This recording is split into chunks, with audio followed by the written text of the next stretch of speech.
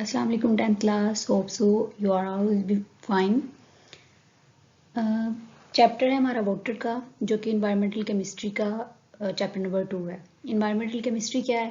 Human activities का क्या effect है हमारी इन्वायरमेंट पे, इसमें ये सब चीज़ें हमने देखी। इसका चैप्टर नंबर 1 था लेयर्स ऑफ एटमॉस्फेयर वाला, जो चैप्टर हमने पढ़ा।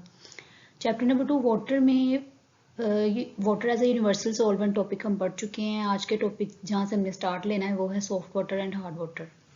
ठीक है, अब सॉफ्ट वाटर और हॉट वाटर क्या है? Soft water is that water which produce good leather with soap, यानी कि जो साबुन के साथ अच्छी झाग बनाता है वो सॉफ्ट वाटर है।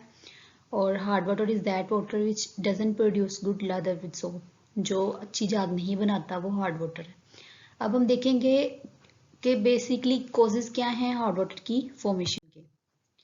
कॉजेज, जब भी बारिश होती है, बारिश वाइल कमिंग डाउन, तो ये इन्वायरमेंट की कार्बन डाइऑक्साइड के साथ रिएक्ट करती है और ज़मीन पे आने के बाद, क्योंकि हमारी जो ज़मीन है ये इस पे भी सॉल्ट्स पाए जाते हैं, लाइक कैल्शियम कार्बोनेट है, मैग्नीशियम कार्बोनेट है, जिप्सम, लाइम एटसेट्रा।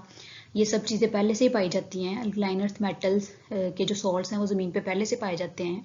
तो आने वाला बारिश का पानी, वो पानी कार्बन डाइऑक्साइड और इन ज़मीन पे गुजरते हुए इन सॉल्ट्स के साथ रिएक्ट करता है और रिएक्ट करके बाइकार्बोनेट्स, सल्फेट्स या क्लोराइड्स बना देता है। किसके? इन्हीं कैल्शियम और मैग्नीशियम के। कैल्शियम और मैग्नीशियम ज़मीन पे पहले से थे सॉल्ट्स की फॉर्म में। तो कैल्शियम और मैग्नीशियम जब अपनी सॉल्ट इस फॉर्म में आते हैं, बाइकार्बोनेट्स, सल्फेट्स या क्लोराइड्स की फॉर्म में, तो ये वाटर की हार्डनेस को कॉज करते हैं। अब जिप्सम और लाइमस्टोन हैं क्या? जिप्सम और limestone both are salts. Gypsum का formula calcium sulphate twice of water है, जबकि लाइमस्टोन का फॉर्मूला आप कैल्शियम कार्बोनेट है। ये आपने अपनी डेली लाइफ में भी देखे होते हैं। प्लास्टर ऑफ पेरिस, जिसको आमतौर पे आप प्लस्तर के नाम से जानते हैं, ठीक है, वो जो बाजू के फ्रैक्चर होने पे भी प्लास्टर लगाते हैं डॉक्टर्स, वो इसी की डिहाइड्रेटेड फॉर्म होती है जिप्सम की। जबकि जो लाइमस्टोन है वो आइलैंड्स जो हैं चौक के बने हैं, वो उन्हीं का फॉर्मूला कैल्शियम कार्बोनेट है, मतलब वो इस फॉर्म में है। जो लाइमस्टोन है वो कैल्शियम कार्बोनेट है। चौक नामी जो चीज़ जिससे आइलैंड्स बने हुए हैं वो आप देखते हैं। तो ये तो वो चीज़ें हैं, दोनों सॉल्ट्स हैं। जब ये रिएक्ट करते हैं ना, तो कैल्शियम जो कैल्शियम कार्बोनेट है ये कार्बोनेट आयन प्रोवाइड करेगा, और जो कैल्शियम सल्फेट है वो सल्फेट आयन प्रोवाइड करेगा। ये दोनों किन आयन की फॉर्म में होंगे? ये दोनों एनाइंस देंगे आपके पास। जब ये एनाइंस कैल्शियम और मैग्नीशियम के केटाइंस से मिलते हैं तो वाटर हार्डनेस कॉज करते हैं। अब कैल्शियम, और मैं ये क्यों कह रही हूँ कि ये केटाइंस हैं और वो एनाइंस हैं, तो while moving from left to right in a periodic table, तो कैल्शियम और मैग्नीशियम आपके पास मेटल्स हैं which belong to group 2A।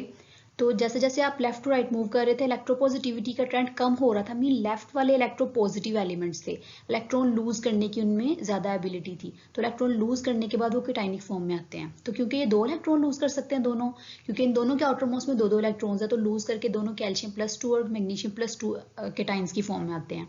और ये केटाइंस इन सॉल्ट्स के एनाइंस के साथ रिएक्ट करते हैं, तो रिएक्ट करके वाटर हार्डनेस को कॉज करते हैं। अब हार्डनेस ऑफ वाटर मतलब उसकी भी टाइप्स हैं। It may be temporary hard, water may be permanent hard.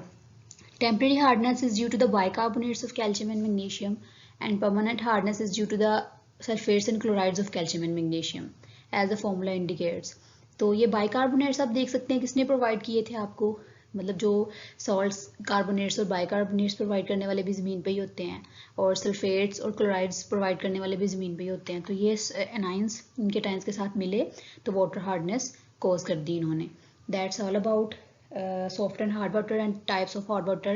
Our next topic will be how to remove the hardness of water. Thank you, class.